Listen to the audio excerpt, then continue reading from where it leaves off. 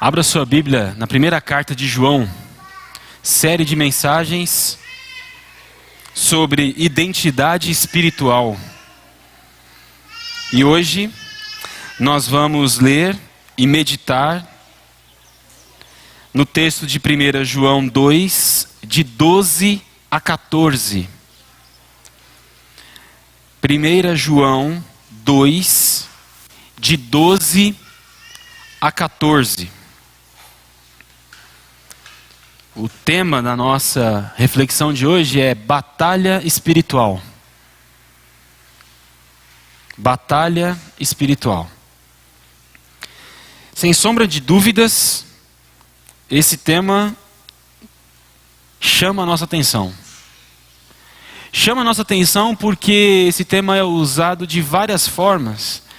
E ele é usado de várias formas porque nós não temos, ou é difícil você ter acesso a informações e ao conhecimento necessário para tratar desse assunto. Então muitas pessoas acabam usando essa expressão batalha espiritual de forma muito romântica, de forma muito espiritualizada, ignorando um pouco da nossa responsabilidade humana. Toda vez que você lida com alguma batalha espiritual e ignora a responsabilidade humana, a sua responsabilidade, possivelmente, se você estiver travando uma batalha espiritual, você será derrotado. É regra. Você será derrotado.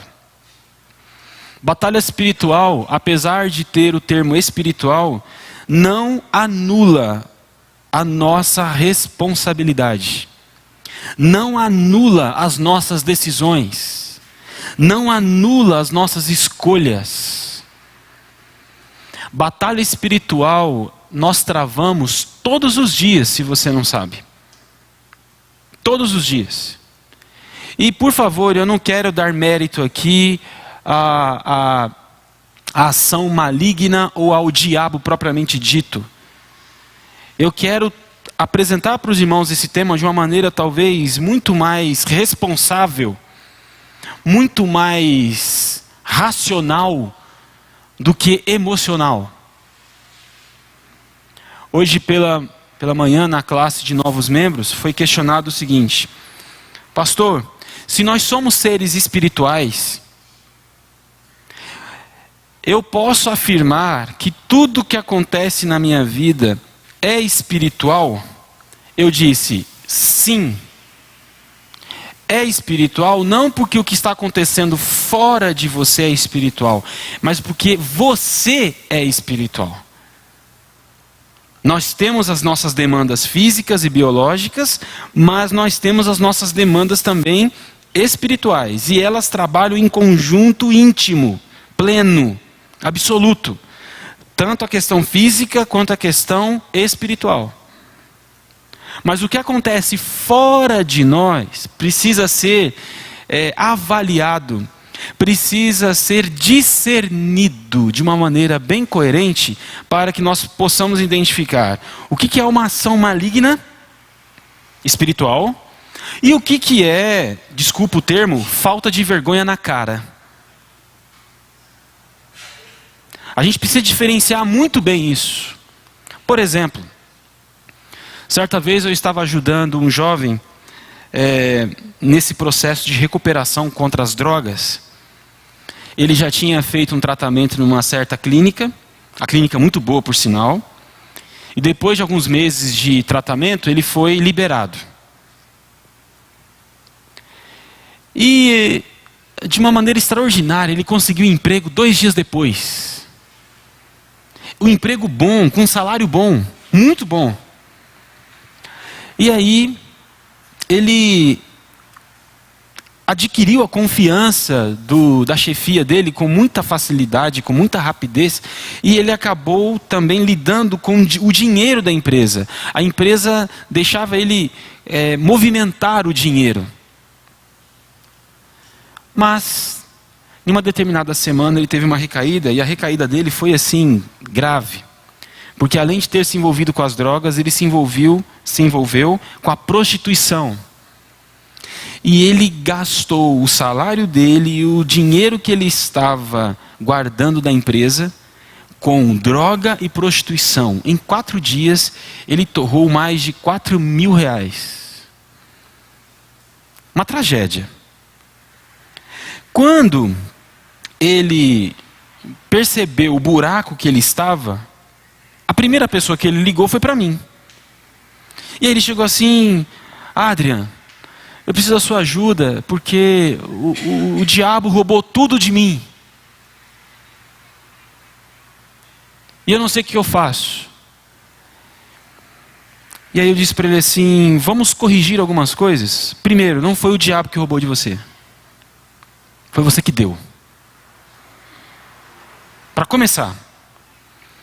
Porque para você sair desse buraco, a primeira coisa que você tem que fazer é assumir a responsabilidade dos seus erros. A primeira coisa que tem que fazer.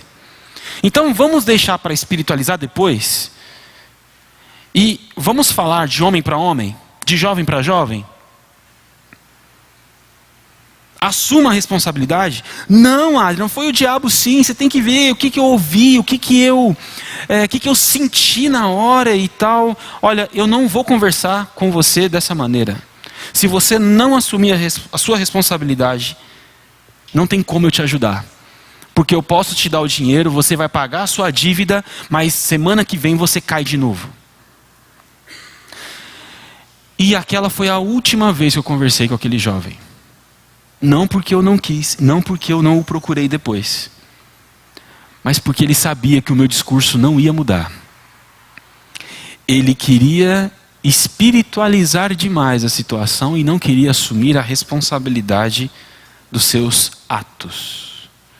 Então, quando você pensa comigo aqui nesse tema, batalha espiritual, eu queria que você considerasse que no campo da batalha espiritual, a responsabilidade humana é muito importante. Muito importante. Agora sim podemos ler o texto. 1 João 2, de 12 a 14. Filhinhos, eu lhes escrevo, porque os seus pecados foram perdoados, graças ao nome de Jesus. Pais, eu lhes escrevo porque vocês conhecem aquele que é desde o princípio. Jovens, eu lhes escrevo porque venceram o maligno. Filhinhos, eu lhes escrevi porque vocês conhecem o Pai. Pais, eu lhes escrevi porque vocês conhecem aquele que é desde o princípio. Jovens, eu lhes escrevi porque vocês são fortes e em vocês a palavra de Deus permanece e vocês venceram o maligno. Que texto extraordinário, né? Graças a Deus. Bom, é muito importante para a nossa reflexão hoje esclarecermos algumas dúvidas. Eu, desde a minha infância e adolescência, eu lia esse texto de forma literal. Eu li assim, quando João está dizendo filhinhos, o João está falando para as crianças.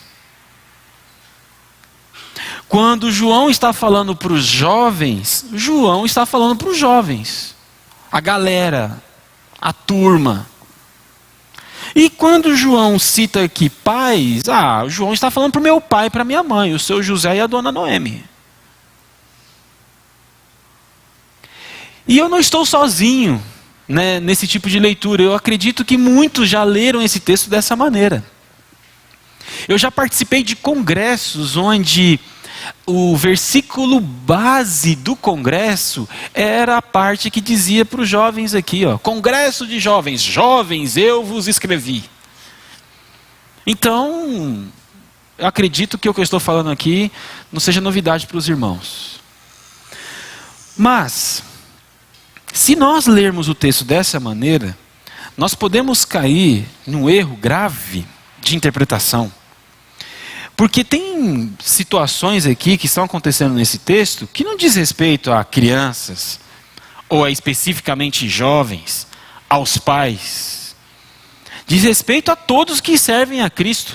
Todos que são discípulos de Jesus. Então, qual que seria a maneira mais coerente de nós identificarmos esses termos aqui? Filhinhos, pais e jovens. A maneira mais coerente seria maturidade espiritual.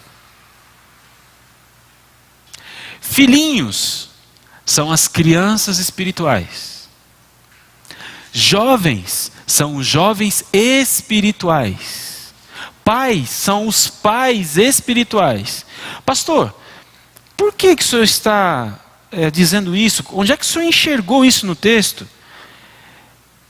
Pelas recomendações que o apóstolo João dá a cada um deles. Observe comigo.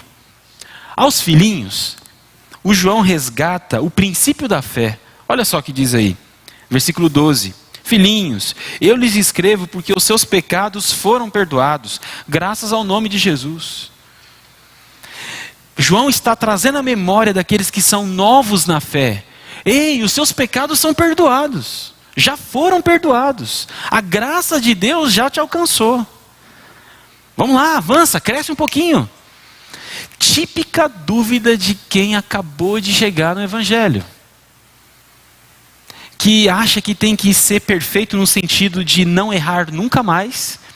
E aí, depois que aceita Jesus, 3 semanas depois, dá um vacilo, pronto. Acha que o pecado não é mais perdoado porque ele errou. Aí o João chega de forma bem carinhosa, bem fofa, vai dizer: filhinhos, filhinhos na fé, filhinhos na caminhada da fé, os seus pecados foram perdoados em nome de Jesus. Calma, calma, tranquilo. O problema é permanecer no pecado, o problema não é pecar. Quem tem prazer no pecado, esse aí tem problema. Você não tem prazer no pecado mais, você vive uma nova vida em Cristo. Seus pecados foram perdoados, calma, calma. Aos jovens, jovens é a força, né? Você já virou a página da dúvida sobre perdão de pecados? Você sabe que Deus já perdoou o seu pecado? Então você já está pronto à batalha. Vencer o maligno. E os pais? Olha só que interessante. A orientação para os pais é a mesma nos 2 versículos que falam para os pais. Muito interessante isso. Aos pais, João resgata a essência, a origem de todas as coisas, desde o princípio. Vocês sabem, vocês já estão no nível de maturidade espiritual, que a gente não discute mais perdão de pecados, que a gente não fala mais sobre fazer e acontecer. Vocês estão em outro nível espiritual. E eu quero que vocês não se esqueçam disso, pais. Que desde o princípio, Deus é. Deus é. Irmãos, e por que é importante a gente saber dessa diferença entre filhinhos, jovens e pais no texto de João? É importante porque você precisa se identificar no texto e precisa se enxergar no texto. Você, na caminhada da fé, você, na maturidade de fé, é filhinho? É jovem? É pai? Lembrando que maturidade não tem a ver com idade, tempo de casa de igreja. Quantos anos você está na igreja? A maturidade tem a ver com intimidade com o Senhor.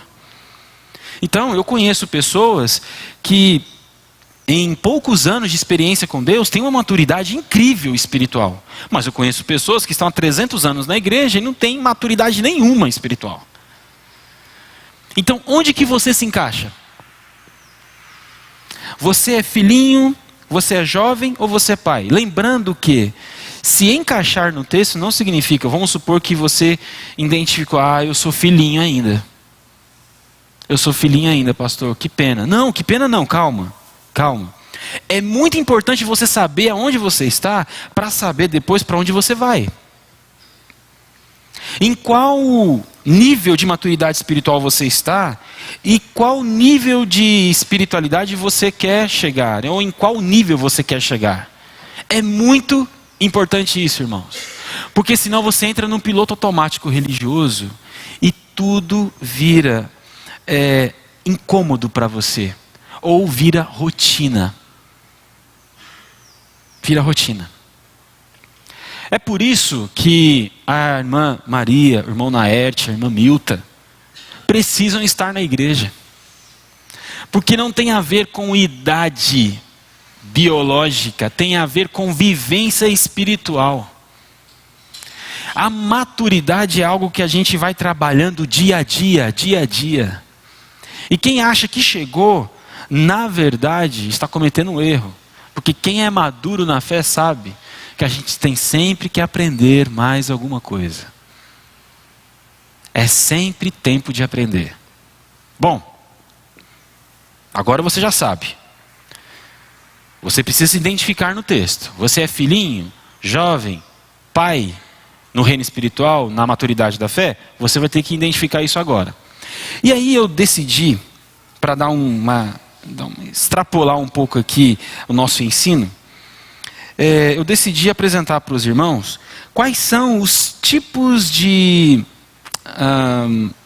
sintomas que nós apresentamos quando estamos na categoria filhinhos, quando estamos na categoria jovem, quando estamos na categoria pais. Para ajudar você a se identificar, para você saber onde você está nessa jornada espiritual. Então, eu queria chamar a sua atenção aí para os filhinhos. Nessa fase espiritual, a culpa é a grande inimiga da pessoa. Quando você ainda é criança espiritualmente, a culpa pelos pecados que você comete gerenciam o seu coração. Você se preocupa tanto em não errar que acaba errando. Você se preocupa tanto em mostrar que está dando tudo certo, que você está fazendo tudo certo, que você acaba percebendo que você não é tão certo assim, que você não é tão bom assim. Quem é filhinho na fé tem dificuldade de entender a graça de Deus. Quem é filhinho na fé é chatinho com os coleguinhas da igreja. Muito chatinho. Porque o coleguinha da igreja, o irmãozinho da igreja, comete um vacilo, você já vai com todas as armas para cima dele. Porque o Deus que você serve na infância espiritual é um Deus que do pode e não pode. É um Deus que chegou para você e disse assim: não põe o dedo na tomada. Aí você não questiona. Você só é uma espécie de cumpridor de regras e não põe o dedo na tomada. Aí um dia alguém deseja experimentar colocar o dedo na tomada. E quando a pessoa coloca o dedo na tomada, você vai para cima daquela pessoa, para cima daquele amiguinho, daquela amiguinha, e vai dizer para ela: tá errado. Tá errado. Quem tem dificuldade de entender a graça de Deus, acha que perde a salvação toda hora. É filhinho na fé, criancinha na fé. Eu lembro da minha infância na igreja. Quando eu cometi algum erro, eu tinha medo de Jesus voltar exatamente na hora que eu cometi aquele erro. Já pensou se Jesus chega na hora que eu estou mentindo para minha mãe? Eu ia para o inferno direto. Não ia ter nem julgamento, passagem direta para o inferno, misericórdia. Eu era filhinho na fé. Sintoma de quem é filhinho na fé: tem dificuldade de entender a graça de Deus e viver na graça de Deus. Impressionante. Por isso que o apóstolo João resgata isso para nós aqui. A segunda orientação que ele dá para os filhinhos, no verso 14, olha só: filhinhos, eu lhes escrevi porque vocês conhecem o Pai, o papai. Olha só que expressão linda. Quem já usou essa expressão papai foi Jesus, não foi? Abba. Vocês conhecem o papai. Vocês sabem, filhinhos, que o papai é gracioso, é amoroso. Então para de ficar sendo chato com o coleguinha da igreja. Para de apontar os pecados do coleguinha da igreja. Vocês já conhecem o papai. Cresçam. Esse tipo de comportamento é para quem acabou de chegar na fé. Você já está nessa estrada há um tempinho. Não preciso mais trocar sua fralda. Está na hora de ir no banheiro sozinho. Está na hora de tomar banho sozinho. Vamos lá, cresce um pouquinho. Esse é o filhinho na fé. Esse é o filhinho na fé. E o jovem na fé?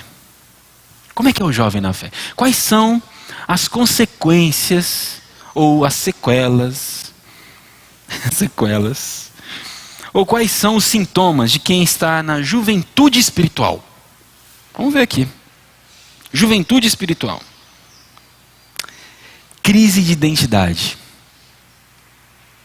É muito comum o jovem espiritual ter dúvidas de quem ele é. Ele fica titubeando assim. Tem dias que ele está vencendo o maligno. Eu sou filho de Deus. O Espírito Santo habita em mim. Pode vir a galera do inferno que eu estou pronto. Mas tem dias que passa um ventinho e ele sai correndo cheio de medo. Jovem na fé, crise de identidade. Tem dia que ele tem um vozeirão, mas tem dia que ele tem uma vozinha fina. Ele está ainda ajustando as cordas vocais. As cordas vocais do Espírito. Tem dia que ele tem uma autoridade incrível para falar. E tem dia que ele comete uns erros bizarros. Uns erros de menino, de criança. Crise de identidade. E não só isso. Nessa crise de identidade, ele precisa resgatar ou trazer à memória o tempo todo quem Deus diz que ele é.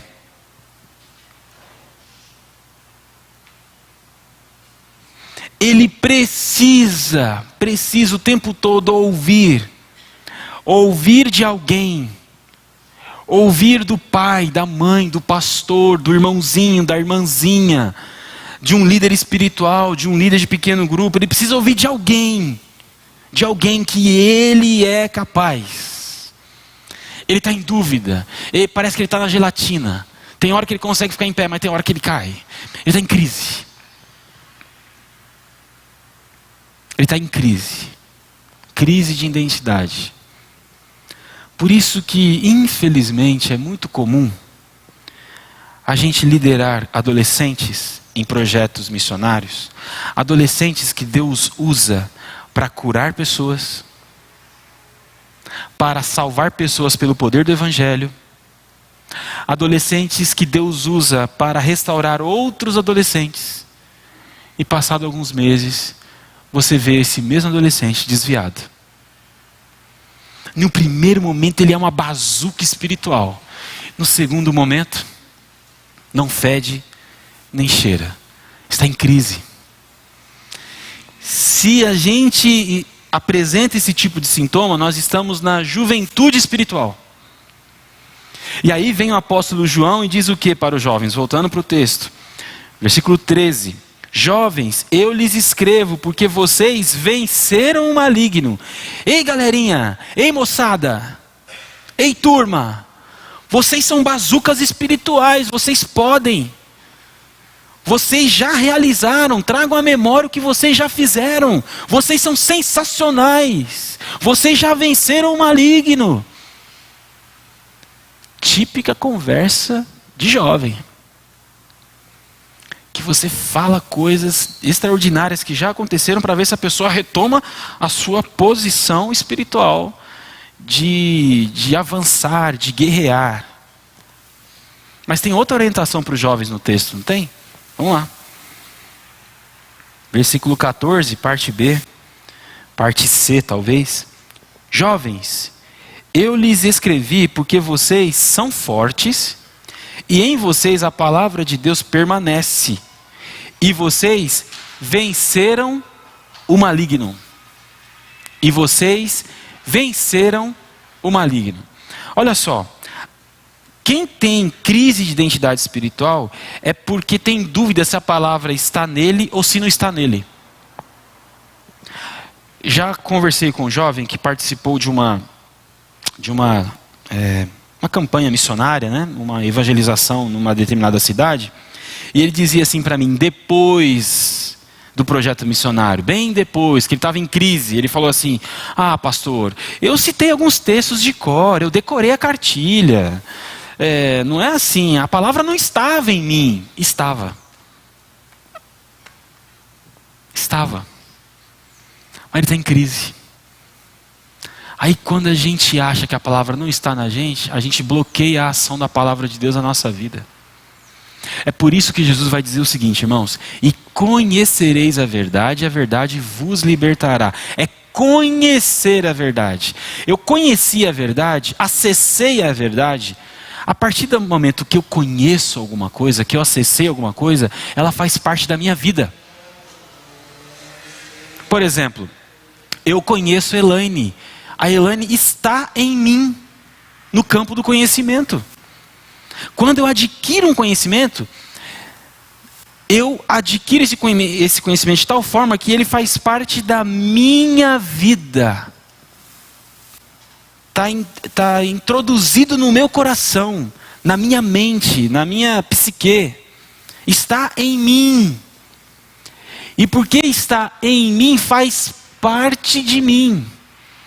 Na crise espiritual, na juventude espiritual, que é o sintoma característico é a crise de identidade, você começa a questionar: eu acho que a palavra de Deus não está em mim, não.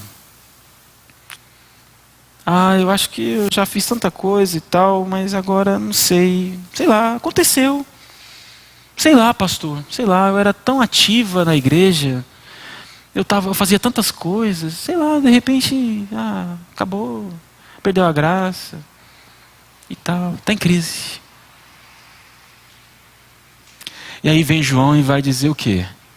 O João chega e resgata na memória do próprio jovem espiritual o que ele já fez. Porque eu tenho que trazer a memória para encontrar esperança. Por isso que a nossa história é importante, irmãos. Por isso tudo que a gente vive é importante. Porque essa história vai nos dar condições de alimentar o nosso coração no momento de crise.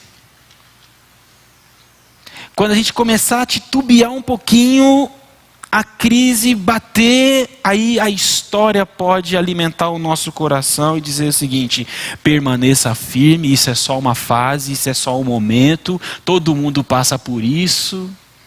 Agora é interessante que os pais aqui de João, olha só que interessante, os pais olham para os jovens espirituais e dizem assim: já passei por isso, é assim mesmo. Eu lembro que algum tempo atrás eu estava desse jeito, achando que Deus não estava me usando mais para a obra dele, achando que a palavra de Deus não fazia mais sentido na minha vida. Igualzinho.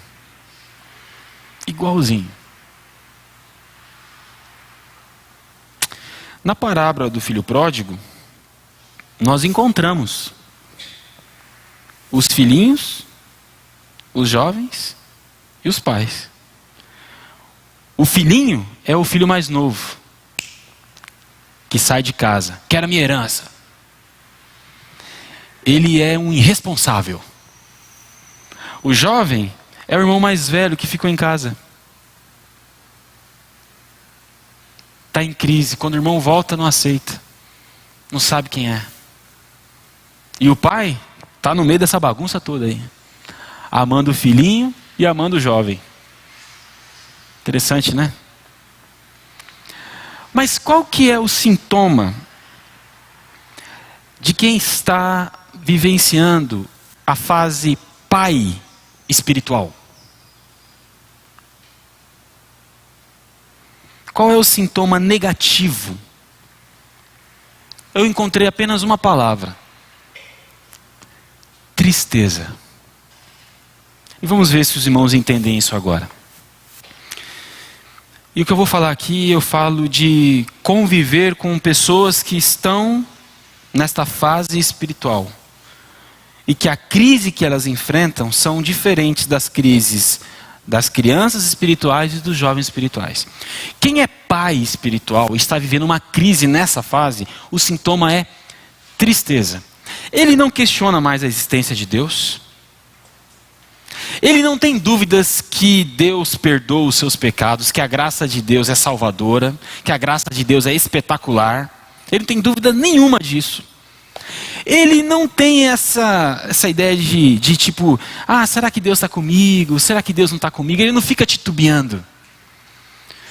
Mas a crise que o pai espiritual enfrenta é uma crise de tristeza, porque depois de caminhar tanto na fé, lutar tanto pela igreja do Senhor Jesus e tal, ele pode chegar num determinado momento, olhar para tudo que já aconteceu com uma certa tristeza, e aí a tristeza vai dizer o seguinte para ele: valeu a pena?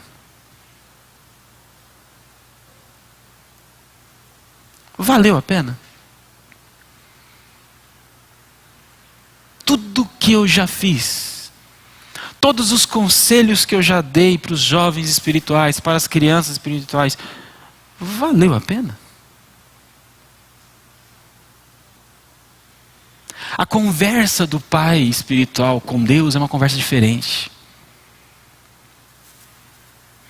É uma conversa que acontece. Não é uma conversa programada. Momento da oração. Não existe isso. Para quem está na fase do pai espiritual. A oração acontece. E a oração acontece assim: Senhor, olha só tudo que nós já fizemos juntos, Senhor. Como eu disse, ele não tem dúvida que Deus existe, ele não tem dúvida que Deus está agindo nele. Mas ele, Senhor, olha isso. Olha só lembra, anos atrás, Senhor? Nós tínhamos um índice de jovens que desviavam da igreja. O índice aumentou, Senhor. Valeu a pena tudo que nós fizemos, Senhor? Valeu a pena? Tristeza. Senhor, estou carregando uma doença no meu corpo, Senhor. Já orei por pessoas e o Senhor curou pessoas através de mim. Está pesado, só não podia aliviar um pouquinho para mim? Está valendo a pena mesmo? A conversa do pai espiritual está em outro nível. Mas mesmo sendo um pai espiritual, tem crise, tem problema, tem desafio, tem luta. E aí o João vai dizer o que no texto? A mesma orientação 2 vezes. Porque não tem mais nada para dizer para o pai espiritual. Ele já sabe o que precisa. E a orientação do João qual que é? Vou ler de novo para os irmãos aqui. Eu lhes escrevo porque vocês conhecem aquele que é desde o princípio. Ponto.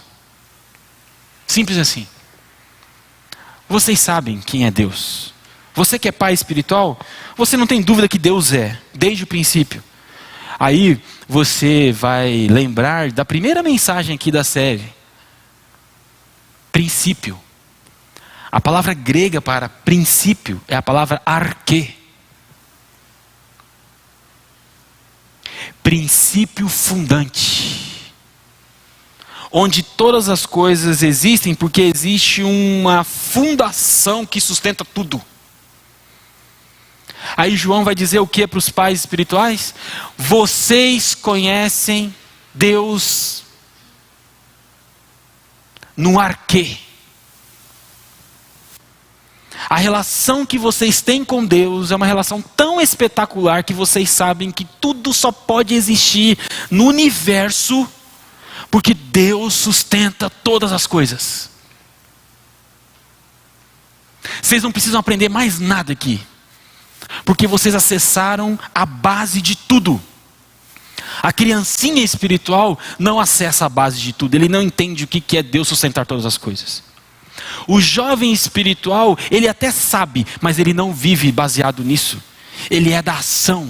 Ele quer fazer acontecer. Ele precisa ver as coisas acontecendo o tempo todo na frente dele para ele manter a fé. O pai espiritual não. Curou, Glória a Deus. Não curou? Glória a Deus também. Porque eu sei que todas as coisas acontecem porque existe um princípio fundante. E esse princípio fundante se chama Jesus Cristo. Em qual fase da maturidade espiritual vocês estão? Essa é uma pergunta que você precisa responder. Porque sabendo onde você está, você tem que agora trabalhar no seu coração e deixar o Espírito Santo de Deus ministrar na sua vida para que você alcance níveis maiores. Níveis maiores. Quero terminar, como sempre, na maioria das mensagens, gosto de citar Crônicas de Nárnia, de C.S. Lewis. É um autor que eu respeito muito, que eu gosto muito, que são os escritos dele que sempre tocam o meu coração. Em uma das crônicas, Príncipe Cáspio, é muito interessante o que acontece nessa crônica, em um determinado momento, é quando aquela menininha, que se chama Alice, Lúcia, eu sempre esqueço o nome dela, gente. Eu sei muita coisa das crônicas, mas eu esqueço o nome das meninas, ou dos meninos, né? A Lucy. A Lúcia, ela tem uma intimidade com Aslan, que representa Jesus Cristo, diferente dos outros.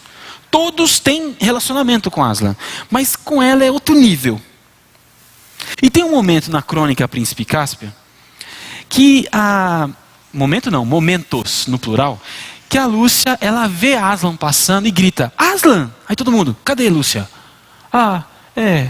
Eu acho que eu vi ele. Eu acho que eu vi ele. Aí, em outro momento do filme ou da crônica, Aslan, cadê Lúcia? Eu acho que eu vi ele. Ela de fato via, mas era como se ela tivesse um lampejo de fé apenas, e o Aslan não permanecia ali. O Aslan só passava, e ela não conseguia então ir até ele. Mas no final da crônica, o time de Nárnia está perdendo a guerra. E aí os irmãos da Lúcia dizem o quê? Lúcia, entra no meio dessa floresta e acha o Aslan. E a gente vai ficar aqui guerreando e segurando as pontas até você achar. Mas para onde eu vou? Não sei, Lúcia. Vai, acha ele. A Lúcia monta o cavalo e vai atrás do Aslan sem direção nenhuma.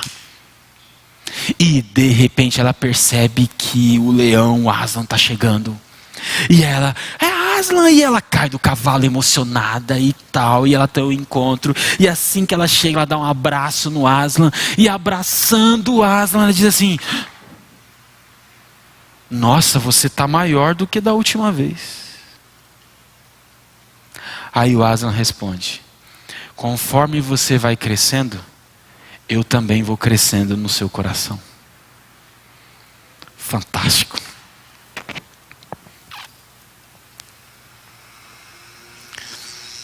Fantástico. A gente vai caminhando com Deus. E Deus é do tamanho do nosso nível espiritual. Ele não invade, ele não força a barra. E aí conforme a gente vai vivendo, a gente vai crescendo espiritualmente, Deus vai crescendo com a gente. E aí quando a gente chega no nível pai espiritual, aí baseado na primeira carta de João, pai espiritual, a nossa relação com Deus é outro nível. Outro nível. A gente tem crise, a gente tem problema, a gente passa por dificuldade, mas é outro nível, irmãos. Outro nível, porque nós acessamos o arquê, o princípio fundador de todas as coisas. Então eu queria orar pelos irmãos agora e essa mensagem ela não tem uma conclusão assim, sabe? Eu estou fugindo das regras da homilia, da homilética. É porque eu fiquei tão maravilhado com essa verdade espiritual e que eu cheguei assim, olha Senhor, eu vou terminar a reflexão desta manhã com os meus irmãos dizendo o seguinte: que cada um precisa identificar espiritualmente aonde está. E que cada um aqui deve saber também aonde quer chegar. O que a gente não pode fazer é ficar parado. A gente não pode ficar parado. Eu quero, irmãos, agora estou falando bem pessoalmente assim. Eu quero que Deus cresça na minha vida. E para Deus ser maior na minha vida, eu preciso crescer também, Manrose. Não tem jeito. Então eu quero sim me encontrar com Jesus de vez em quando e perceber que Ele está maior. E perceber que Ele está grandão. Eu posso chegar como uma criancinha assim, porque está desesperado, porque não aguenta mais tanta crise na vida. Mas quando eu abraçar Jesus, eu quero abraçar e perceber: nossa, Jesus, você cresceu demais. Aí Jesus vai dizer assim: você também está crescendo, meu filho. Eu quero isso para mim. Se você quer isso para você, ore comigo. Vamos falar com Deus. Pai, em nome de Jesus, muito obrigado pela Tua palavra, Pai Santo. Obrigado. Obrigado. Que palavra extraordinária que o Senhor nos deu essa manhã. Muito obrigado. Que o Senhor nos ajude, Pai, a crescer e amadurecer na fé. Queremos que o Senhor cresça em nós. Como disse João Batista, é importante que o Senhor cresça e a gente diminua. Pai Santo, que a graça do Senhor envolva os nossos corações de tal forma nesta manhã, para que nós não tenhamos nenhuma dúvida mais sobre que o Senhor resolveu todos os nossos problemas na cruz do Calvário.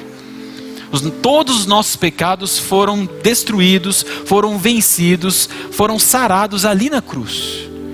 Traga essa certeza ao nosso coração, Pai. Traga certeza ao nosso coração também sobre a nossa autoridade espiritual. Nós temos poder, nós temos força, nós temos a palavra do Senhor, nós já vencemos o maligno, nós temos autoridade espiritual. Traga essa certeza ao nosso coração, Pai. Essa é a verdadeira batalha espiritual que travamos todos os dias. A batalha espiritual da crise de identidade. Tenha misericórdia de nós e restaura a nossa fé, para que possamos enfrentar todos os desafios da nossa vida com autoridade espiritual. E por fim, Pai Santo, nos ajude a acessar o princípio fundante de todas as coisas, o arquê, o Senhor Jesus como o sustentador de tudo no universo. Que a nossa relação com o Senhor seja uma relação de altíssima intimidade, para que possamos, Pai Santo, chegar num nível de maturidade espiritual espetacular. E quando a tristeza bater, que a gente possa conversar com o Senhor abertamente, sem reservas, sem introdução, sem horário marcado. Que a nossa intimidade com o Senhor seja constante. E que se nós, nesse momento de tristeza, Pai, da crise que estamos vivenciando, questionar se valeu a pena, que a Tua doce voz venha encher o nosso coração dizendo: sim, valeu a pena. Cada passo, cada decisão, cada escolha valeu a pena se foi feita no Senhor. Nos leve em paz para casa, Pai. Obrigado, Jesus. E é em Teu nome que nós oramos. Amém. Graças a Deus. Amém. Obrigado pela atenção dos irmãos. Deus abençoe.